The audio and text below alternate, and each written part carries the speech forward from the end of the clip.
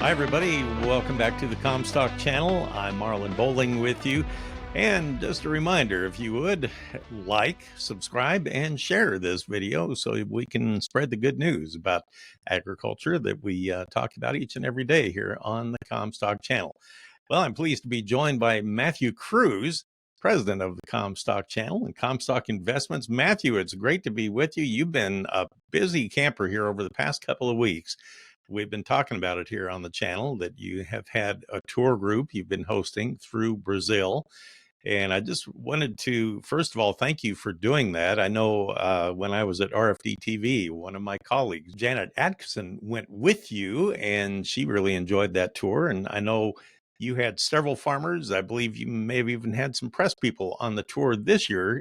Explain what you were up to. Yeah, that's right. Last year we had Janet from RFD TV was down here, and this year we got members from the Illinois Farm Bureau with us. But most people are farmers, so there's farmers from all over the Midwest, get from people from Iowa, North Dakota, Pennsylvania, even down to Oklahoma, so Minnesota as well. So you have people from all over the world that enjoy traveling, enjoy learning, and enjoy agriculture. So we just wanted to create a nice opportunity for people to come and learn about what the farming is like in South America. And I spend part of my year down here as well, in where my wife's family farms, and so figured I'd bring them down here to me. So since I'm already here part of the year. Well, it's really cool to get that perspective. How long have you been doing this now, taking a tour there?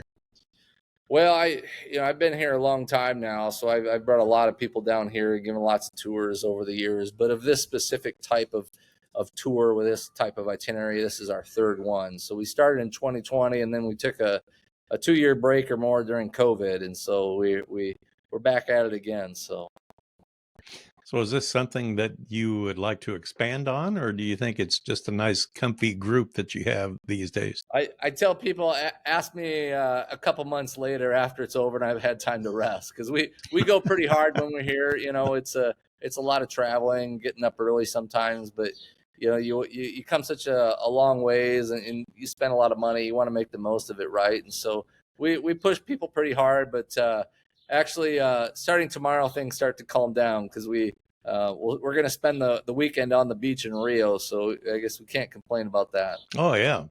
Overall, how much travel do you think you did on the tour? Oh boy, hours and hours. Let's say we spent. Hard to say. I don't even know how to answer that, but certainly a couple thousand miles between plane and bus. So yeah, we've flown a lot of different places. I tell people it's like flying into Washington, D.C., and then going to see the Grand Canyon, and then coming back to Iowa, then going down to Florida. So we go to a lot of places in a short amount of time. Goodness. Okay. So it wasn't just all drive time then. You were kind of skipping and jumping around the country.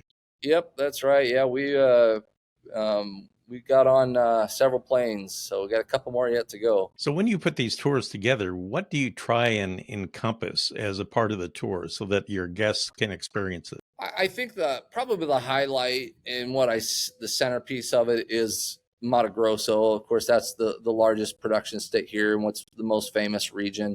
I think everybody gets excited about seeing the mega farms. I really want them to see the corn planting, the second crop corn planting behind the soybean harvest, because it's such a unique thing that you don't have many places in the world that can do something like that. And so that's kind of the centerpiece. We go to my family's farm. I think people appreciate that, because they get to interact with the family and learn about our history. And we produce coffee on our farm too, which they don't have coffee in Mato Grosso, but in the state where my family lives, they produce a lot of coffee there. So that's kind of a unique crop. It's something that a lot of people drink, but there's really no coffee grown in the United States except for maybe a tiny bit in Hawaii. And so I think people appreciate learning about that. And then we try to make a little bit of time, for fun at the end at the beach in Rio, and going to the Christ statue, which is one of the 7 wonders of the world. And so we had some, non-ag stuff into it as well. So it's a lot of traveling in a short amount of time, but we've so far we've had pretty good feedback. Interesting stuff. Was there anything unique about the tour this year that you haven't had to deal with in years past? Well, yeah, maybe a couple things. Brazil is starting to require a visa again, and so we haven't had to deal with that. We were able to skate by this year where we didn't need it, but it looks like for future tours, if we continue to do them, they are going to require a visa, which it's just another bureaucratic step, I guess. You got your passport, then you got your visa as well. But every time I come here, I pick up a few things, meet some new people. A lot of the farms that we visit are people that I converse with on a regular basis. I text with them, ask them how the production is going on their farm, the planting, the weather, things like that. And most times I'll put that into the Commstock report in my writing. So I'm not making that stuff up. I actually am talking to farmers that I've met and know across the state of Mato Grosso, and I put that stuff into the Commstock report when I write it. So I've met a couple more people that I think would be good contacts going forward, which is always nice. Years ago, when we first started hearing about the growth of agriculture in Brazil, there used to be kind of a stereotype that Brazilian farmers were always using small, older equipment, and they have totally blown that stereotype out of the water now. I mean, they're like ultra modern these days, aren't they? I would say they have definite access to modern equipment. It's not hard to find, a lot of 8,000 series John Deere tractors. There are some 9,000 series tractors being sold. But I know the mega farms get a lot of the attention. Mato Grosso gets a lot of attention, but there are still a lot of smaller farmers in the south of Brazil, and they don't get as much attention, but they're still an important part of the production in the country as a whole. But of course, everyone wants to go see these mega farms and see the giant fields where they have the bigger equipment, so they get most of the attention. But so they have a little bit of everything. It's a huge country, and so it's very diverse. And so the dealership that we went to here in the town that we're in is consistently ranked in the top 5 John Deere dealerships in the world, not the country, in the world. And they're saying they only lose out to the number 1 spot because of the currency. When they convert it to dollars, then they lose out to some others. And they were talking about how they sell something crazy like 600 tractors a year, in their region, and this dealership sells to 11 million acres. That's their footprint.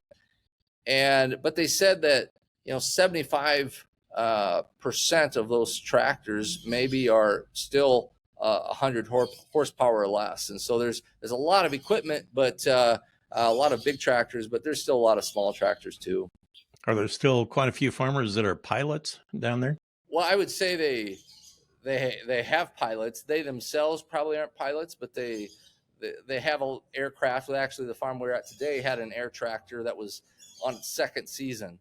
And so we asked them what the cost of the air tractor was last year, and it was almost $1.2 million. And so it was sitting under a shed. And I think he said they could do something like, depending on what rate they were running, 6, 7, maybe 800 acres per hour with that air tractor, something like that. I'm sure it can depend a lot on what dosage rate that they're using, but the owners aren't flying those planes. They have actual certified and trained pilots that are flying those things. Those are a lot more technical. I'd be hesitant to hop in one of those things and fly it around. So I'm curious, have you invited some of the Brazilian farmers in that area to come back to Iowa and look around? I have, and I think eventually they'll come back. A lot of this, coincidentally, a lot of the farms that we've been to, I think they were receptive to have us coming because they've already been to the United States and been to farms, and they felt that they were treated well, and so they wanted to reciprocate by having us there. And so that's always nice. They were, I would say almost seemed like they were grateful for having us. They enjoyed telling their family history and talking about their vision for the future and kind of trading ag stories. They were just as curious about us as we were about them, asking about our labor issues and price issues and yield and insect pressure and all those types of things. And we asked them what what their impression was of the United States farming, and they hear all these big yield stories that we all get 300 and 400 bushels per acre on our corn. And I said, no, it's closer to 500 bushels per acre. Well, thanks for being a great advocate there. Uh, so it wasn't long after you left, and when the tour group got down there, we had this crazy winter storm that went through the U.S.